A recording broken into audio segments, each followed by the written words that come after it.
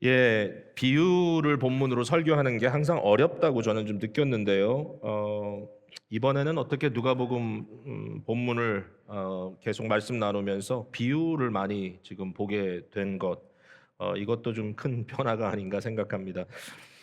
오늘도 예수님의 비유 하나를 저희가 집중해서 보게 되는데, 여러분 함께 읽으셨지만 언뜻 보면 이 비유가 마태복음 25장에 나오는 달란트 비유하고 좀 흡사해 보입니다.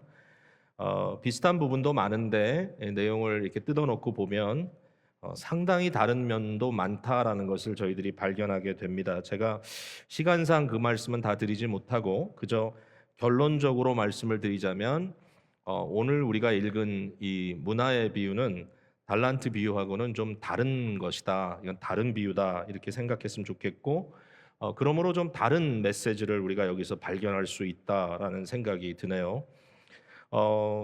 왜 이 비유를 주님께서 말씀하셨을까? What's the occasion? 도대체 어떤 상황에서 이 비유를 말씀하셨을까? 거기에 대한 답이 친절하게 11절에 또 등장을 하고 있는 거죠. 이렇게 써 있습니다. 그들이 이 말씀을 듣고 있을 때에 이 말씀은 뭐냐면은 바로 삭개오의 집에서 예수님께서 그에게도 구원이 임했다는 것을 선포하시고 인자가 온 것은 잃어버린 자를 찾아 구원하려 함이라는 이 말씀을 나누신 이후에 그 말을 듣고 있던 사람들에게 예수님께서 비유를 더하여 말씀하셨다 그랬습니다. 그 이유는 뭐냐면 이는 자기가 예루살렘에 가까이 오셨고 그들은 하나님의 나라가 당장에 나타날 줄로 생각함이더라 그랬어요. 그러니까 결국은 예수님을 따라다니던 제자들을 비롯해서 그 같이 모여 있는 무리들 가운데 이런 기대감이 생겼는데 그것은 곧 이제 예수님께서 예루살렘에 들어가시면 결국은 예루살렘의 이 로마의 권세를 물리치시고 그가 바로 다윗의 후손으로 오셔서 이스라엘의 나라를 회복시키는 역사가 일어날 것이다라고 하는 그런 기대감을 갖고 있었다라는 것이죠. 재밌게도 그 복음서마다 이렇게 예수님의 그 동선이 좀 다르게 이렇게 표현이 되어 있는데요. 뭐 예를 들면 요한복음은 예수님께서 갈릴리에서 예루살렘을 몇 번, 한 세 번 정도 왔다 갔다 하신 것으로 그의 공생애를 보여주고 있는데 누가복음은 굉장히 그 원 디렉션을 강조하고 있습니다. 갈릴리에 시작된 그리스도의 희년 사역이 예루살렘으로 일방적으로 갑니다. 그래서 처음부터 끝까지 한 방향으로 쭉 갔다가 예수님께서 예루살렘에서 잡히시고 그가 죽임당하시고 부활하신 이후에 바로 이 사도행전 1장으로 연결되죠. 거기에서 승천하시는 그리스도께서 제자들에게 예루살렘에 머물러 있다가 성령의 능력을 너희가 덧입었을 때 예루살렘과 온 유다와 사마리아와 땅 끝까지 퍼져나가라. 그걸 보면 방향이 분명하죠. 갈릴리에서 예루살렘으로, 예루살렘에서 사방 전 세계로 이렇게 돼 있어요. 그러니까 지금 이 과정 속에 우리가 19장까지 온 겁니다. 19장까지 왔는데 예수님이 예루살렘에 가까이 오셨어요. 이제는 계속 예루살렘으로 가시다가 예루살렘에 가까이 왔기 때문에 이제는 예루살렘에 이 입성하신 사건 이후로부터 그리스도가 보좌에 앉을 일밖에는 없다라고 사람들이 기대를 하고 있는 거예요. 여러분 성경이 과연 예수 그리스도의 이 처음 오신 사건을 어떻게 그려주고 있는가? 저는 이게 굉장히 중요하다고 생각하는데요. 많은 오해도 있어요. 같이 예수를 믿는다, 뭐 크리스찬이라고 얘기를 하는데 참 신학자들 중에는 별의별 신학자들이 다 있죠. 그분들은 하나님의 말씀을 권위의 말씀으로 살펴보기보다는 자기의 이성과 역사 비평을 통해서 기독교를 자꾸 설명하려고 하는데 그 가운데는 예수 그리스도를 이렇게 설명하는 분들이 있어요. 그리스도는 결국은 일종의 정치적인 혁명가로 이스라엘의 회복을 꿈꾸다가 결국은 실패했다는 거죠. 그 제자들 사이에 균열이 생겨서 결국은 제자 중에 하나가 그를 버리고 유대 지도자들이 동조해주지 않고 결국 로마의 그 정권의 심판을 받아서 정치범으로 십자가 달려 죽었다. 그러니까 예수의 꿈은 왕이 되는 거였는데 결국 거기서 안 됐다는 거죠. 그러면 기독교는 뭐냐? 예수님 죽은 다음에 그 제자들이 그래도 우리가 여기서 끝나서는 안 되지 뭐 이래가지고 나름대로 뭐 예수의 정신, 예수의 박해 사상 이런 것을 다시 끄집어내 가지고 이것을 하나의 종교화 시킨 것이 기독교가 오늘까지 왔다. 자, 뭐 그게 다 추측이라면, 예를 들어서 우리 입장에서도 그게 아니다라고 얘기할 때 그게 추측이라면 추측과 추측 사이에 무슨 차이가 있겠습니까? 서로의 생각의 차이일 뿐이지. 그래서 요즘은 이게 미디어 때문에 많이 힘들잖아요. 도대체 누구 말을 믿어야 되는가? 그래서 이제 사실은 이 진리의 기준이 너무 중요하잖아요. 근데 저희는 하나님의 말씀, 성경 말씀이 성령의 영감으로 선지자들과 사도들이 특별한 쓰임을 받아서 우리를 위하여 기록된 언약의 영구한 언약의 말씀이다. 여기에 권위가 있다라고 우리는 확신하고 이것이 성경이 성경을 증거하는 모습이라고 보잖아요. 그러니까 성경을 통해서 진리가 뭔지를 알아야 되는 거잖아요. 자, 그 진리 중에 한 진리가 뭐냐면은 예수님께서는 처음 오셨을 때 왜 오셨는지를 분명히 아셨다는 거예요. 예수님이 뭐 어떤 혁명을 일으키려다가 실패했다든지, 예수님이 이게 십자가를 지는 게 아니었는데 졌다든지, 이런 게 아니라 주님께서 이미 본인이 어떠한 목적으로 왔는지, 처음 오신 예수 그리스도, 분명 그는 하나님의 나라를 이 땅에 오게 하기 위해서 오셨는데 처음에 오신 그분은 고난의 종으로 오셨다. 이미 지난번 본문에서도 우리가 봤습니다. 바로 이사야가 예언했던 고난의 종, 그러므로 우리의 죄를 대신하여 대속의 죽음을 죽으셔야 하는 그분에 대한 스토리가 예수님의 처음 오신 사건이었다. 그럼에도 불구하고 하나님이 그를 무덤에 버려두지 않으시고 그를 일으키셔 부활시키셨다. 그러므로 그가 옳았다는 것, 그가 하나님의 아들이라는 것, 그가 만유의 이 죄의 문제를 해결해 줄 수 있는 유일한 구세주라는 것을 증명해냈다. 그런데 그가 결국은 하나님 보좌 우편에 계시다가 다시 오실 것이다. 이게 예수님 자신이 아셨다는 거죠. 그러니까 오늘 이 비유를 보면 이 비유 속에 담겨져 있는 건 뭐냐면 그 당시 사람들이 기대하는 것처럼 당장 하나님의 나라가 완성될 것이 아니라, 여기에 우리가 읽었지만 여기에 한 귀인이 나오고 주인이 나오고 그분은 왕위, 즉 하나님의 킹덤을 받기 위해서 먼 나라에 가셨다가 다시 오실 것이다. 가셨다 다시 오신다. 그가 왕으로 다시 부임하는, 결국 그 왕의 귀환의 날이 반드시 올 것이다라고 하는 것을 굉장히 구체적으로 예고하고 있습니다. 이게 바로 이 비유의 목적이라는 것이죠. 그러니까 우리는 이 사실을 잊어서는 안 돼요. 그러니까 절대로 예수님이 실패해서 지금 뭐 어디 가 계신 게 아니라 예수 그리스도의 처음 오신 사건은 모든 목적을 이루었고 이제 두 번째 오시는 사건이 그 목적을 위하여 우리 앞에 나타날 것이다. 자, 그러면 이제 중요한 질문이 뭐냐면 첫 번째 오심과 두 번째 오심 사이의 이 기간, 이 인비트윈 타임의 뜻이 뭐냐 도대체? 이 중간 이 기간 동안은 도대체 뭐를 해야 되느냐? 이제 그걸 설명해 주시는 것이 이 비유라는 거죠. 너무 중요한 거죠, 우리에게. 우선 우리 주인께서는 그 종들을 불러서 일을 맡긴 것이 여기 나와 있어요. 10명의 종을 불렀습니다. 그리고 각자에게 한 문화씩을 맡겨 주셨어요. 이 한 문화에 대해서 혹시 좀 여러분이 그 질문이 생기면 어느 정도냐? 이게 한 문화는 그 100데나리온입니다. 100데나리온. 그러니까 한 데나리온이 그 당시에 장정의 하루 웨이지니까 100데나리온이면 100일 웨이지가 되겠죠. 오늘로 이걸 환산해서 본다면 이 돈은 천 단위가 아니라 만 단위 정도의 돈입니다. 그러니까 몇만 불 정도. 그러니까 몇십만 불은 아니고요. 몇만 불 정도니까 우리 여기 주인께서 나중에 오셔가지고 네가 지극히 작은 일에 충성했다라는 말이 좀 의미가 옵니다. 그죠? 달란트는 어마어마한 액수입니다. 거의 한 60배 됩니다. 그래서 이제 그건 완전히 다른 얘기고요. 근데 여기에 이 10개의 문화를 10명의 종들에게 각자 하나씩 나눠주셨다. 그러면서 13절에 하시는 말씀이 뭐냐면 내가 돌아올 때까지 장사하라. 내가 돌아올 때까지 장사하라. 거기서 끝난 게 아니에요. 이 장사하라는 말씀은 해도 좋고 안 해도 좋다가 아니었죠. 반드시 해랍니다. 그거 어떻게 우리가 아느냐? 15절에 보니까 귀인이 왕위를 받아가지고 돌아와서 은화를 준 종들이 각각 어떻게 장사하였는지를 알고자 하여 그들을 불렀다는 거죠. 그러니까 이 기간이 얼마나 길었는지 모릅니다. 적어도 우리가 역사를 통해 볼 수 있는 것은 지금까지 2000년이라는 긴 시간이 흘렀습니다. 얼마나 더 흐를지 우리 알 수가 없죠. 그러니까 긴 시간 동안 그 떠나는 그분께서 남겨둔 종들에게, 제자들에게, 그리스도의 제자들에게 장사하라 그랬단 말이죠. 그리고 장사하는 것이 뭐 해도 되고 안 되고 되는 게 아니라 정말 어떻게 했는지를 돌아오셔서 반드시 계수하시겠다는 겁니다. 반드시 계수될 일이다. 그러니까 중요한 것은 뭐냐면은 이 비트윈 타임, 예수님의 처음 오심과 다시 오심 사이에 있는 이 기간 동안에 주님은 종들에게 업무를 맡겼고, 그 업무는 그냥 시간 때우는 일이 아니라 뭐 시간이 많이 남으니까 그냥 그 시간 동안에 이거라도 해봐라, 이게 아니라 그 일이 너무나 중요했기 때문에 반드시 그가 돌아오실 때는 그것을 계수하겠다고 하셨다, 이거죠. 우리가 지금 이 중간 시간에 살고 있는 겁니다. 저와 여러분이. 우리가 알죠. 우리는 이미 회개와 죄사함의 복음을 받은 자들입니다.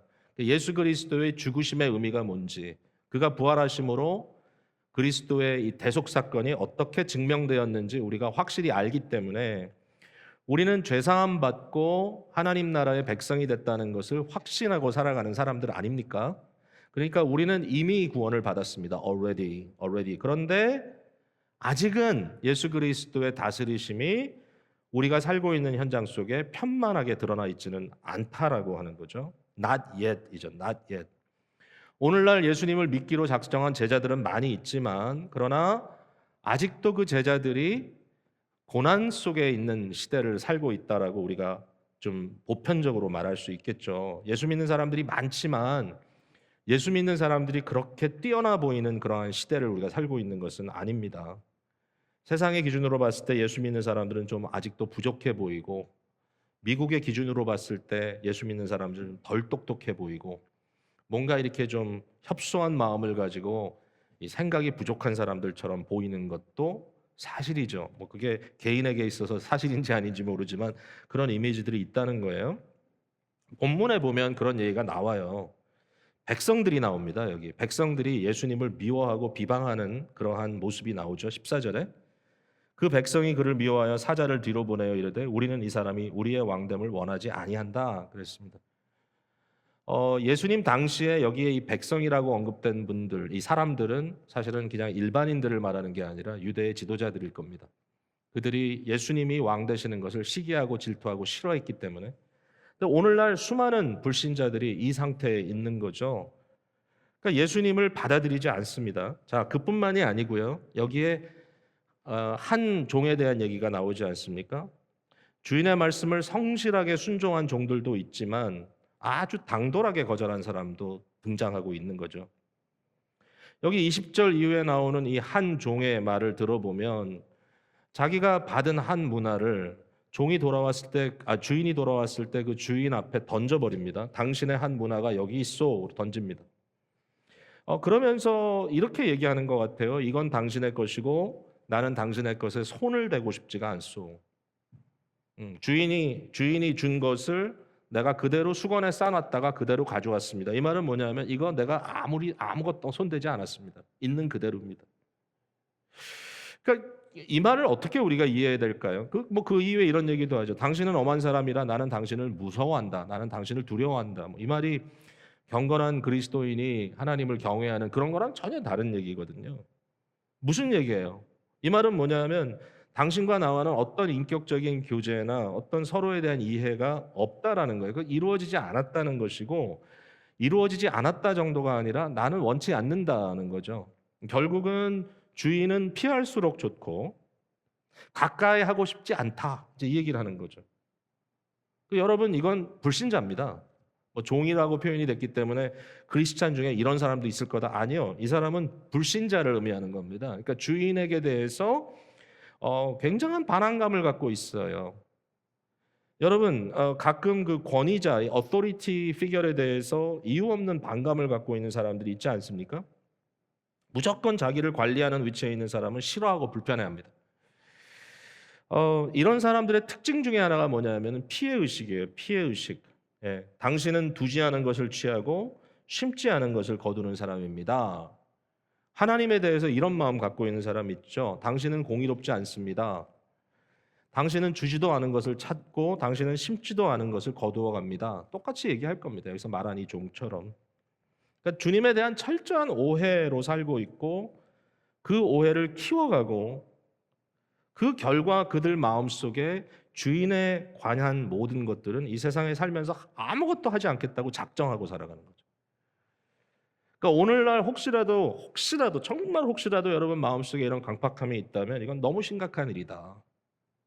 너무 심각한 일이다. 이건 뭐 있어도 되고 없어도 되고 정도가 아니라 이것은 지극히 심각한 일이다. 이것은 배제돼야 되고 이것은 불신자의 모습이라는 걸 여러분이 알아야 되고 바로 이런 모습이 나중에 심판의 대상이 된 백성들의 모습이었다고 볼 수 있겠죠. 그러면 이제 우리에게 질문할 수 있는 겁니다. 우리는 어떤 모습으로 살아가고 있는가? 저와 여러분은 어떻게 살아야 되는가? 당연한 답은 우리는 주님의 말씀을 들어야 되죠.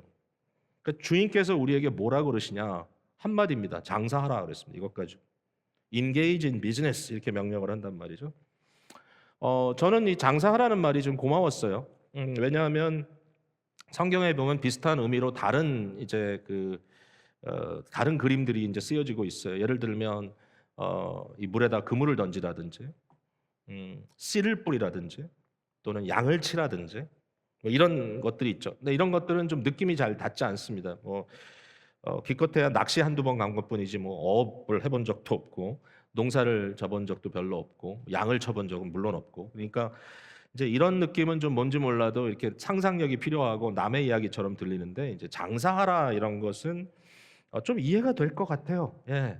제가 뭐 장사를 잘해서가 아니라 비즈니스는 좀 오늘 현대 사회를 살고 있는 사람들에게 그렇게 멀지 않다. 물론 이제 우리 이민자들 중에 직접 이제 비즈니스 소위 말하는 사업을 운영하는 분들도 있지만 요즘은 젊은이들이 다 스톡마켓에 손대고 있고 나름대로 자기가 하고 있는 비즈니스들이 다 있는 거죠. 예. 뭔가 이렇게 하면 내가 돈을 몇 배 남기겠구나. 이런 식의 어떤 그런 생각과 그러한 기대감이 모든 사람들의 마음속에 있는 겁니다. 집을 하나를 사도 이게 앞으로 어떤 투자가 될까 이런 생각을 하잖아요. 그러니까 계산을 항상 하는 거죠. 그러니까 이게 비즈니스라고 하는 것이 오늘 저와 여러분에게는 그렇게 멀리 있는 것이 아니다라는 거예요. 비즈니스를 하기 위해서는 투자가 필요합니다. 그죠? 투자금 없이 비즈니스는 안 되죠. 그러니까 뭐라도 투자가 돼야 됩니다. 돈이 없으면 맨몸이라도 뛰어야 되는데 그것도 투자입니다. 근데 여기 주인은 종들에게 준 모든 것을 투자로 여겼습니다.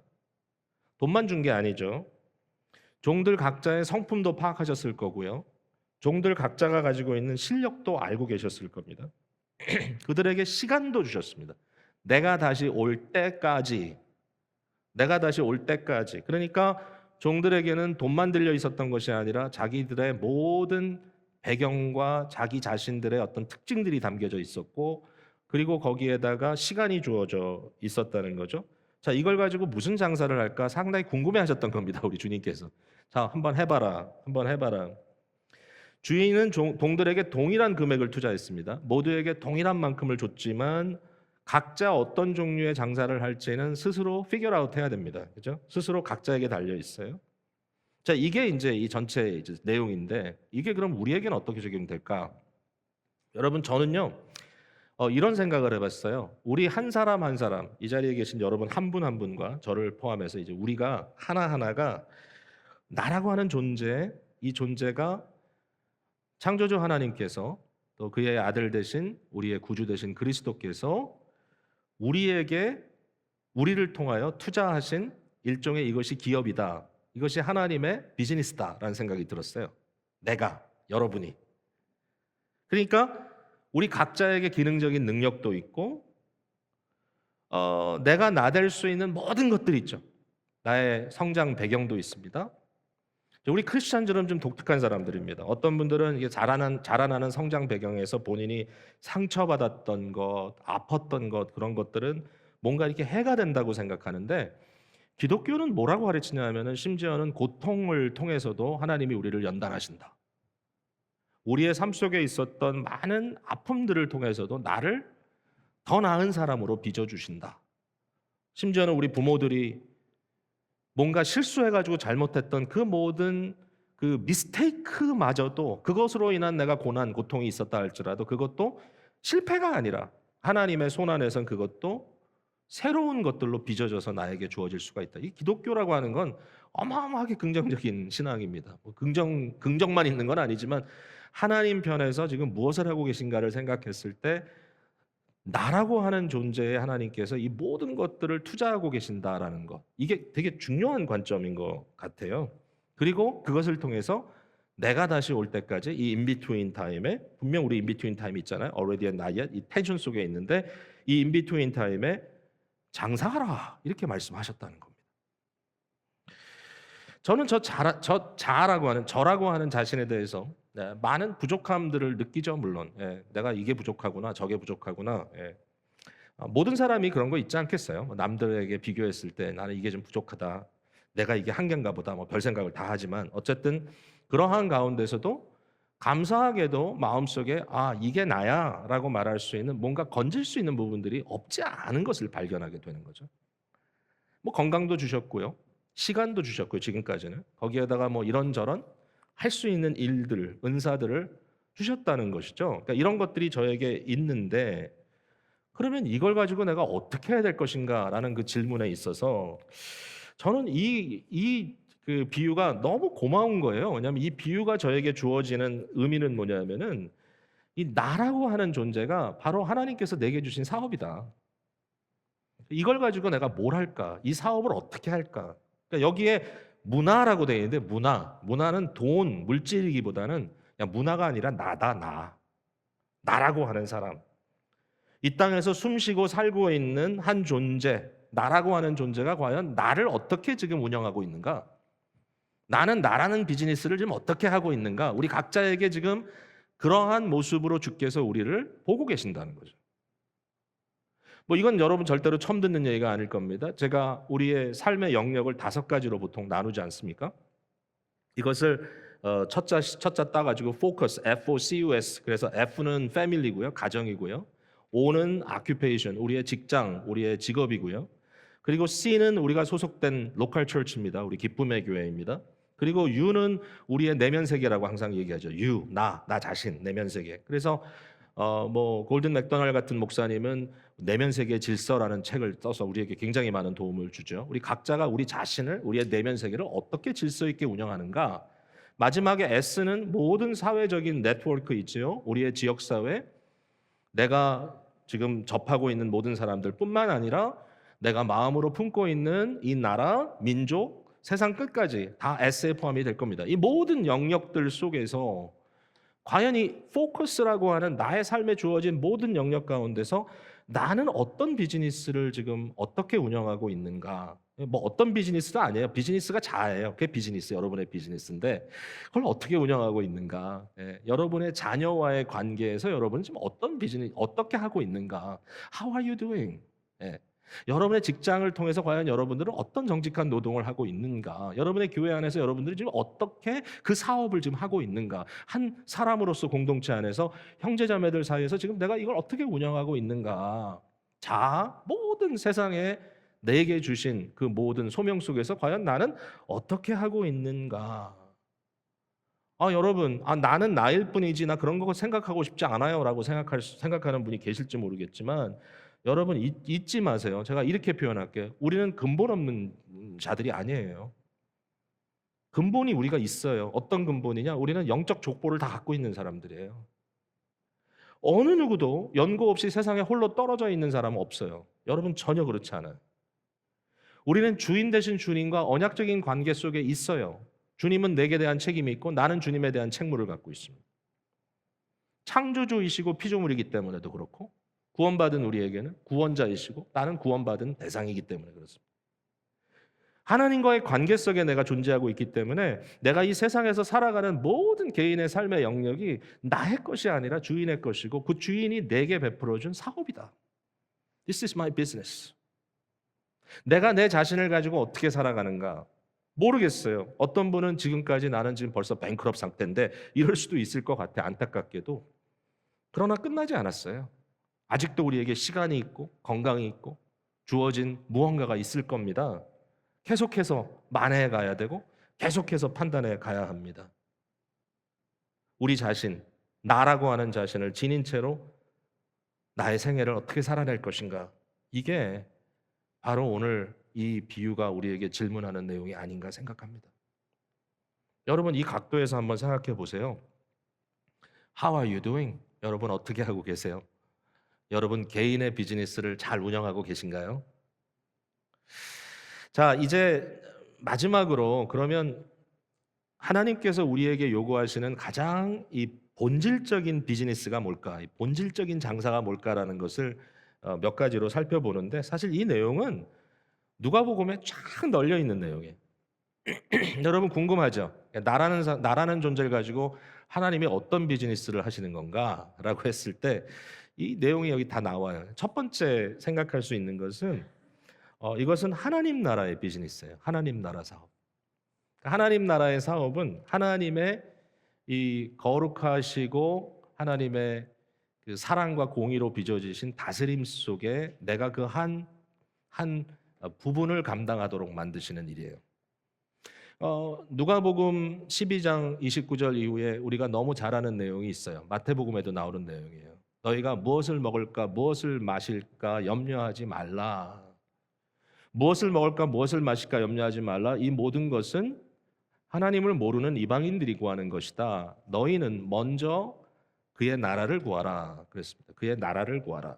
하나님의 나라를 너희는 추구해라. 하나님의 나라의 관심을 너희는 갖고 살아라.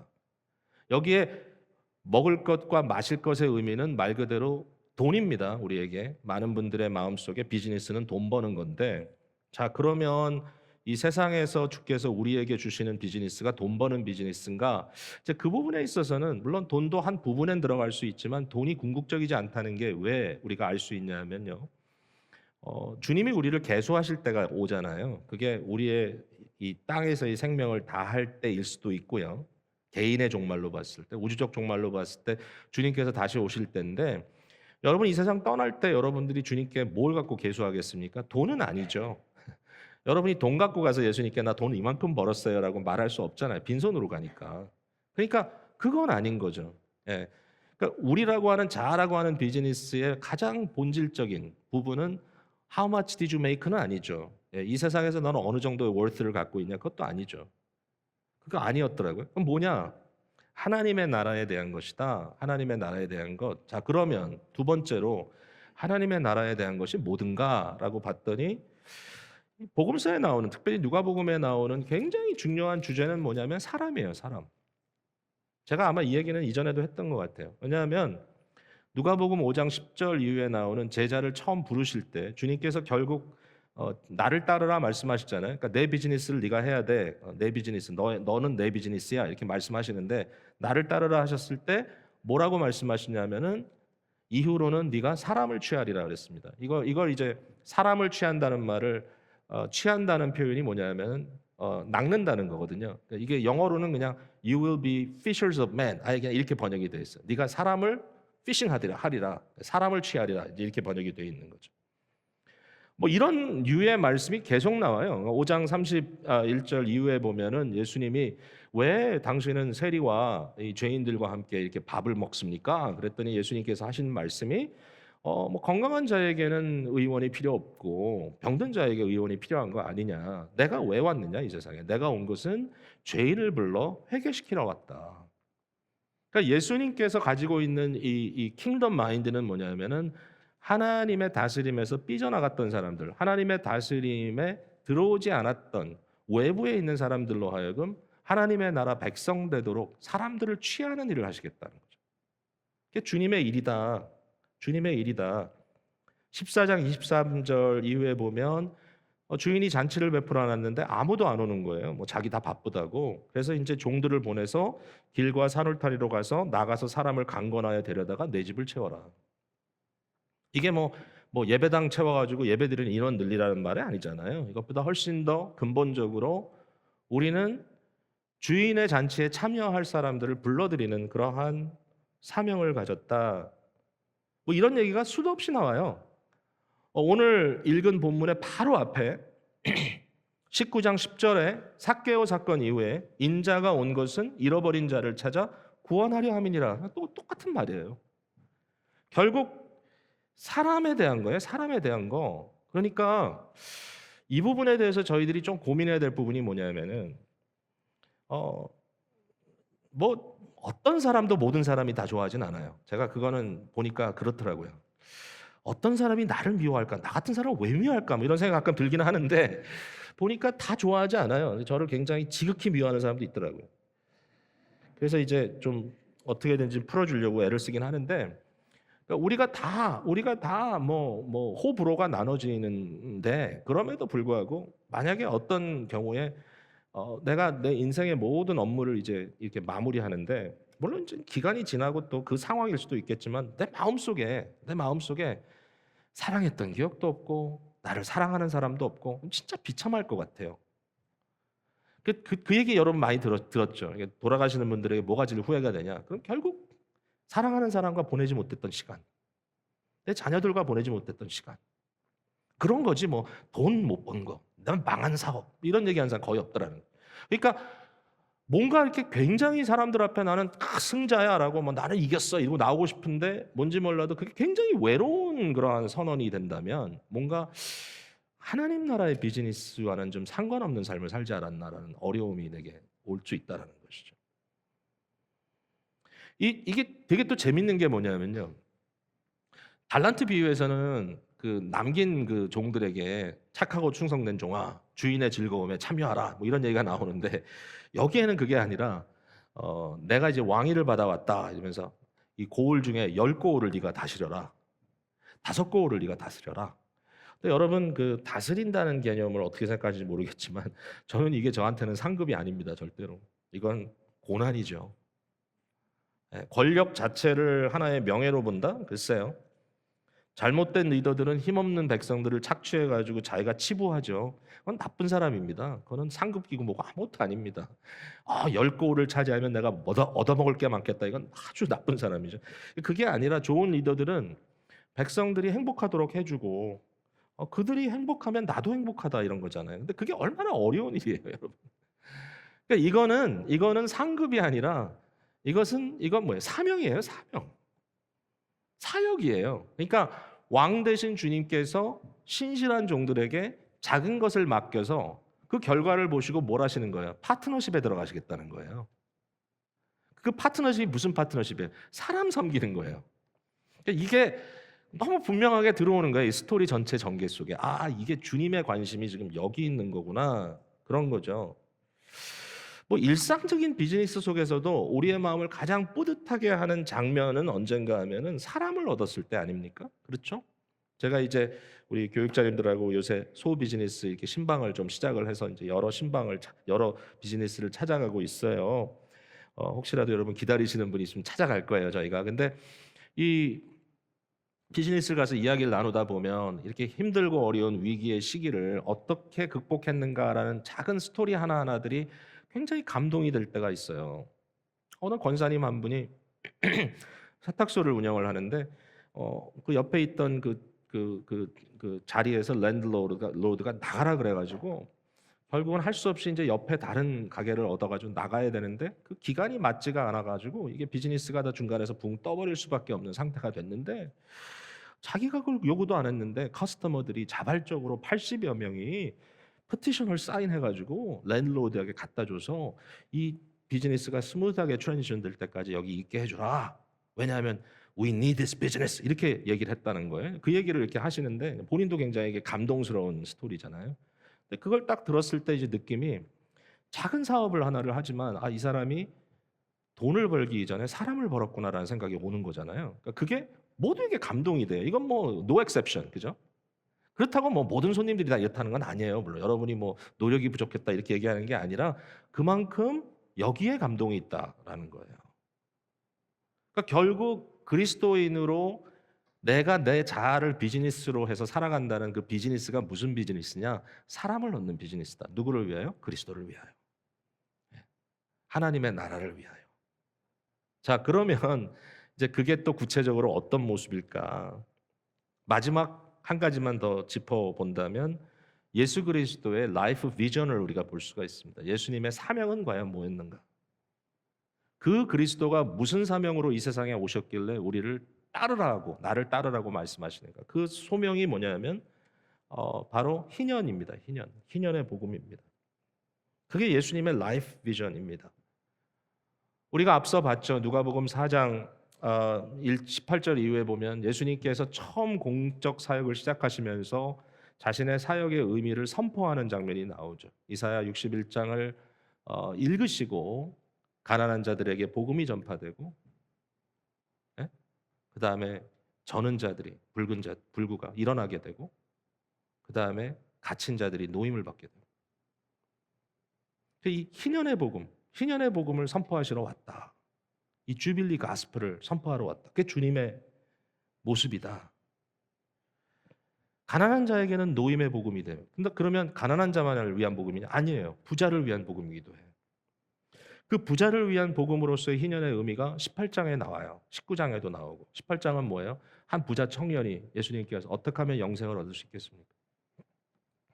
너 괜찮은 사람이다. 너의 모든 소유를 팔아 가난한 자에게 주고 나를 따르라. 만약에 예수님께서 소유 다 팔아서 가난하게 주고 너는 없이 살아라. 그랬으면 문제가 심각하겠지만 나를 따르라라는 말씀 속에 너는 희년 사역에 동참하라는 얘기거든요. 이게 과연 가능한가? 낙타가 바늘기로 들어가는 것처럼 어렵다. 근데 19장으로 넘어와서 삭개오라는 사람이 갑자기 등장하는 거죠. 이 사람 나쁜 사람이죠. 나쁘게 돈 번 사람이죠. 그 시대에 아주 내노라 할 부자죠. 모든 사람이 그 사람을 알 정도로 갑부입니다. 재벌입니다. 근데 이 사람이 예수 그리스도를 자기 집으로 영접합니다. 그리스도의 구원이 그에게 선포될 때 뭐라 합니까? 내가 사람들에게 해먹은 거 있으면 4배로 갚겠습니다. 내 재산의 반을 잘라서 가난한 자에게 나눠주겠습니다. 이게 뭐죠? 레위기 25장 10절에 나오는 바로 내놓음의 희년입니다. 가진 자는 내놔야 되고요. 없는 자는 회복합니다. 그러니까 이러한 이 회복의 역사, 이 굉장히 멋진 콜링입니다. 그러니까 우리의 크리스찬의 정체가 여기에 있다. 그러니까 예수 그리스도의 희년적 복음의 삶이 우리가 따라가야 될 삶이라면 그것이 우리 안에 어떤 모습으로 나타날 것인가? 여러분, 이러한 희년의 회복의 복음이 여러분의 가정 안에 있어야 되겠죠. 여러분이 자녀를 어떻게 보고 그들을 섬기시는가, 또 뭐 하여튼 그들을 이끄시는가라는 질문, 부모들에게 여러분의 직장 안에서 여러분이 어떠한 비즈니스맨으로 보여지는가? 교회 안에서 나는 어떤 쪽에 고이는 존재인가? 뭔지 몰라도 좀 멋져 보이고 힘 있어 보이고 돈 있어 보이는 사람들께 고이는 나는 인물인가? 아니면 어디든지 내가 필요한 곳에 찾아갈 수 있는 사람인가? 여러분 굉장히 큰 차이입니다. 한 교회 안에 있어도. 네, 뭐 그렇다고 남들 욕할 건 없어요. 그냥 내가 어떤 존재인가? 나라는 비즈니스가 지금 어떻게 이루어지고 있는가? 내 마음속에 어떤 가치가 나로 하여금 뿌듯하게 만드는가? 교만이라는 말은 아니고요. 보람입니다. 보람.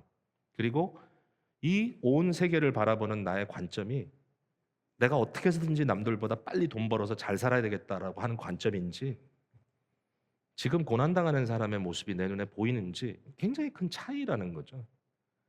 우리가 뭐 거대한 일을 하겠습니까? 그러나 뭔가 가능한 일들이 있다. 제가 요새 이제 좀 놀라는데요. 뭐 내가 할 수 있는 일인지는 모르겠어요. 근데 그 지난주에 박스 2개가 도착했어요, 교회로. 한 박스는 이 가공해서 드라이 시킨 맹고를 담아 놓은 이 파우치들이 들어 있었고 다른 쪽에는 펌 슈가라 그래 가지고 좀 그 약간 그 당뇨 있고 이런 분들이 쓰는 그 설탕이라고 하는데 자연산이라고. 그게 2가지가 왔어요. 그럼 뭐 어떤 얘기인가 하면은 그 어떤 분이 저한테 연락을 했는데요. 제가 그냥 뭐 좀 전혀 어떤 관계도 없고 그분에 대한 신뢰감이 전혀 없다면 뭐 아마 이런 얘기 하지도 않을 겁니다. 근데 너무 믿는 사람이에요, 제가. 믿는 게 그냥 믿는 게 아니라 그분의 트랙 레코드가 있고 그분은 지금 인제 그 비즈니스 애즈 미션 그러니까 선교적 사업을 그 촉진시키는 일을 하고 마이크로 파이낸싱 같은 걸 하면서 정말 힘든 사람들에게 돈을 대여해 주고 근데 그게 이자를 받고 하는 게 아니라 임파워 시키는 방법으로 하는 일종의 크리스찬 그 NGO 프로젝트를 하는 분이에요.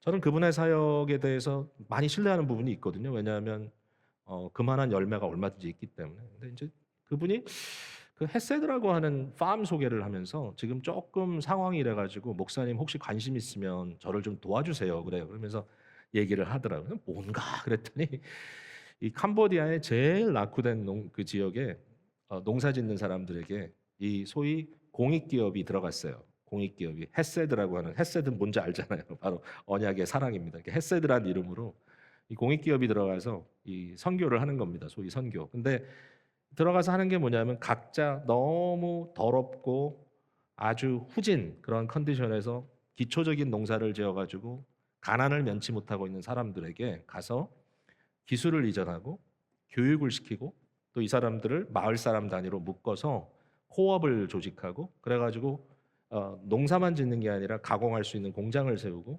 깨끗하게 할 수 있도록 모든 그 프로세스를 도와주고 이런 일을 하는 거예요. 햇셋 팜에서. 그래 가지고 뭐 얘기를 들었더니 기계화하질 않아요, 여기는. 왜냐하면 사람은 많고 일은 한정돼 있으니까 모든 사람이 칼 들고 자기가 손으로 다 해요. 왜? 그래야 많은 사람이 일할 수 있으니까. 사람들에게 페어한 웨이지를 주려고 하는 거죠. 그래서 모든 사람들이 뭔가 안목이 열리고 내가 하는 것이 여기서 그냥 이렇게 끝나는 게 아니라 내가 먹고 끝나는 게 아니라 저기 선진국에도 팔려나가서 내가 그들을 행복하게 해준다. 뭐 사명감 갖고 일하고 그 모든 것들 가운데 창조주의 섭리를 또 말해주는 거예요. 되게 멋진 일이에요. 근데 알고 봤더니 이게 그렇다고 되는 게 또 아니에요. 그게 다가 아니에요. 이거를 또 가능하게 하기 위해서 아까 얘기한 것처럼 마이크로 파이낸싱 하는 컴퍼니도 필요합니다. 기독교 사업도. 그다음에 교육과 뭐 동원과 이런 것들을 네트워킹 해주는 일도 필요합니다. 그런 NGO들이 있더라고요. 그것뿐만 아니라 또 한국에 이런 이름 꽃피는 아침마을 얘기하니까 사람들이 알더라고요. 꽃마라고 하는 게 뭔지. 이게 뭐냐면 유통기업이에요. 유통. 근데 이게 바로 NGO예요. 그러니까 다시 말해서 이러한 사람들을 돕기 위한 유통을 시켜주는 거예요. 그러니까 중간 마진을 떼가지고 돈을 버는 게 아니라 어떻게 해서든지 더 많은 금액이 캄보디아의 작은 마을로 갈 수 있도록 할 수 있을까? 그 고민을 하는 사람들이 자비랑 선교를 하듯이 해가지고 이런 것들을 유통시키는 거예요. 근데 이걸 이제 미국까지 하려고 그러는 거예요. 미국까지 유통을. 근데 뭐가 잘 안 되나 봐요. 그래서 꽃마에서 미국으로 박스를 보낸 거예요, 저한테. 그래서 제가 그걸 이렇게 뭐라고 얘기를 했냐면 아니 뭐 품질이 안 좋으면 나 이런 거 뭐 거저줘도 안 먹을 텐데 이거 어떻게 뭐 그런 거냐 그랬더니 아니래 최고래 그래가지고 샘플을 보낸 거예요. 제가 오늘 비즈니스 하려고 얘기를 하는 건 아니에요. 예. 누가 아침에 그러더라고 목사님 뭐 마진 떨어지는 거 있어요. 네. 아니 이 신성한 설교 시간에 그런 얘기 하겠습니까? 전혀 아니죠. 예. 이거 우리 교회 바자회도 아니고요. 아무것도 아니에요. 우리가 뭐 해가지고 뭐 하겠다 그거 아니에요. 뭐 어떻게 해서 돈 좀 뭐 아니에요. 그게 아니라 어떻게 하면 작은 마을에 있는 그 사람들이 기뻐할 수 있을까? 2년 됐답니다. 그 마을이 이제 1년이 지난 다음에 패키지 된 거를 그 마을 사람들에게 하나씩 나눠주면서 당신들이 한 겁니다. 그러면서 이게 지금 선진국인 한국에서 팔리고 있습니다라고 이야기를 해줬더니 그 봉지를 들고 그분들이 울더래요. 너무너무 기뻐서. 나 같은 사람이 선진국에 내 물건을 팔다니 이런 생각들을 하면서 그 마음들이 뜨거워졌다라는 이런 기사들이 저는 이걸 하려는 거 아니에요. 여러분에게 이걸 하자든지 뭐 우리가 이 꽃마 풀건 물건 좀 팔아줍시다 이 정도가 아니라 그런 얘기를 하려는 게 아니라 우리 각자에게 주어진 이 시대적인 비즈니스가 뭘까? 제가 말씀드렸지만 돈 버는 이런 비즈니스뿐만 아니라 나라는 존재가 과연 어떤 엔터프라이즈인가 하나님 앞에 나의 인생을 내가 어떻게 이제 남은 이 시간을 어떻게 해서 이 문화를 내가 사용할 수 있을까라는 이 질문이 굉장히 중요한 질문이고 사실은 이게 우리를 인간답게 만드는 굉장히 중요한 마음의 동기가 아닌가. 하나님이 이거 기뻐 보신대요. 여러분 각자가 있는 자리에서 예? 할머니로서, 아버지 엄마로서, 자녀로서, 직장인으로서, 교회 성도로서, 한 개인으로서, 사회인으로서, 세계에 있는 한 개인으로서 내가 지금 이 순간에 무엇을 위해 기도할까? 상처받는 사람들이 보이고 울부짖는 군중들이 보이고 뭔가 내 마음이 이기적인 게 빠져가지고 나밖에는 안 보이는 그런 정말 여기 문화를 수건에 싸가지고 집어넣고 당신과 나는 아무 상관없어 그런 존재가 아니라 주인의 부르심이 너무 합당하기 때문에 동참하는 그 모습 얼마나 귀한 것인가. 주께서 여러분 부르시는 거 잊지 마십시오. 승리하시는 주의 종들 다 되시기를 바랍니다.